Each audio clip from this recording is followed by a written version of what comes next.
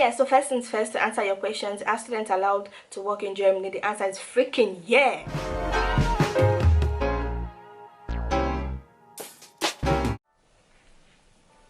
Welcome back to my channel.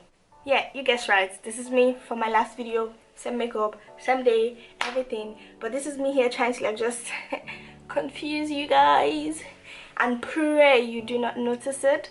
This is me just changing things up, but I don't know if I like this, like I don't know, but yeah, who am I fooling? Nobody. So today we are going to be talking about working in Germany. We will be discussing mainly about students because that is what I know, that is the business I roll with. When it comes to working in Germany as a student, there are three parts of jobs. There's the mini job where you earn 450, like 450 euros, and there's part-time job where you do like 20 hours a week, and then there's full-time job where you're like full, which basically students are not allowed to do except during the holiday period, because it's just not possible. You can't even do it with your visa and every other thing. Well, first and first, when you come to Germany, I assume you have a student visa in order to come here to study, and with your student visa comes a working permit you get.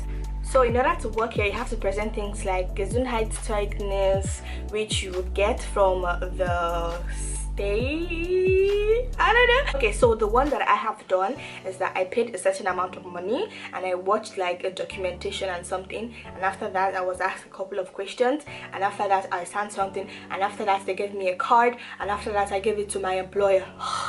It sounds rigorous, but trust me, it's not. Another thing about this Gesundheitszeugnis is that it's also limited, and you don't need it for all the jobs. Like, you need it only if you're going to like the gastronomy area, which is mostly what students tend to go to, you get, because that is where students are being needed the most, and it's very flexible and all that, but we are going to get into that later.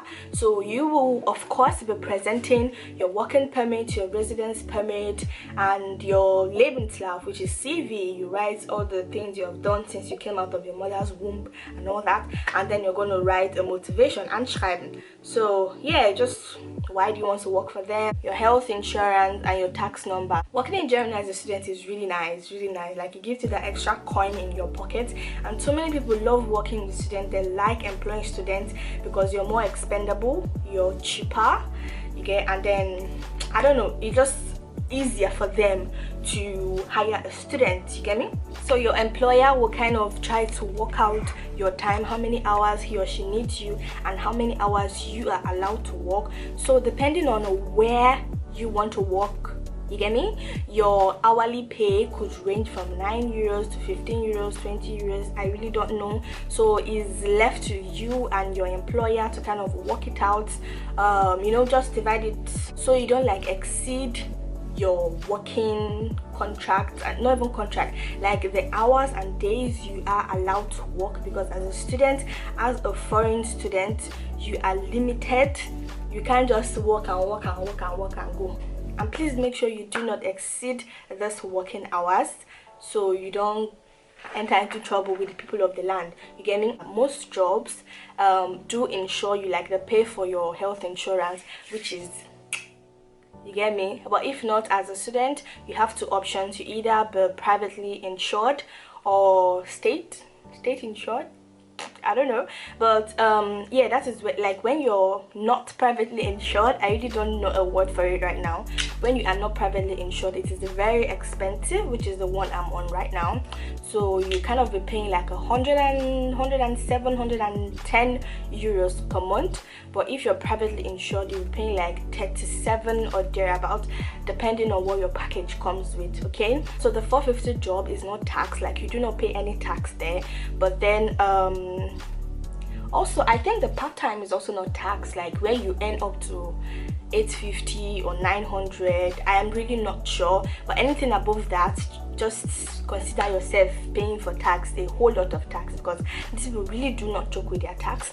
Bear it in mind, the more money you earn, the higher your tax will go. And also we have to talk about the difference between netto and brutto. You get me? So netto is the soul of the business. Netto is what you care about. Netto is that thing you have in your bank account at the end of each month, while brutto is like the entire amount you're being paid when your tax have not been deducted. You get me? So this is what your employer pays you, but then after tax will be deducted, you will get your netto. So your netto should be your priority. Okay, so I personally have worked in gastronomy. I've worked with a company called Service All Stars. They are really wonderful employers, really wonderful, and I really love working in such areas because you get to meet like new people every time you go to different places. You don't work at a particular place, you get. So yeah, I would really recommend them if you're in Frankfurt or anywhere. I have also worked with Mango, you know, the Mango clothing selling company Mango. I have worked there. And where else? I have also worked as an interpreter. I currently still work as an interpreter, yeah. So, and also in restaurants and all that, you know, these are very easy jobs to get by. As a student, depending on what other language you speak, you can get like a babysitting job, a tutor job. Like, people really do prefer it when someone has another language, like when you're bilingual and all that. And also where you could look for jobs are places like Indeed, eBay. In some universities, there's this agency in charge of students' jobs. In my university, they are called job mensa. I think every university has it. I do not know, but they are basically in charge of, you know, distributing jobs to students. So yeah, you should check that out. What some students do is that during the holiday they work a lot, like they work non-stop every blessed day, so that at the end of the month or at the end of 2 months, because the holidays here ranges from 1 month to 2 months or 3 months, I really don't know. So, you know, they kind of work very well, so that during the semester they do not have to work anymore. That is also like an avenue for you to just focus on your studies, because it's really not easy being in a lecture hall and then thinking, shit, I have to work today.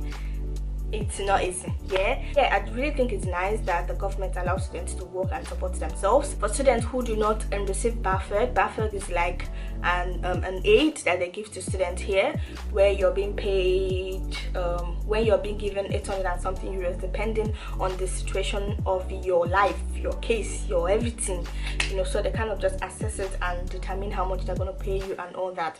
So yeah, thank you guys for watching, and I don't think I've left out anything. So if you think I did, or you have any other questions, please do let me know. But yeah, thank you for watching. Don't forget to check my other videos that are linked in the description box below.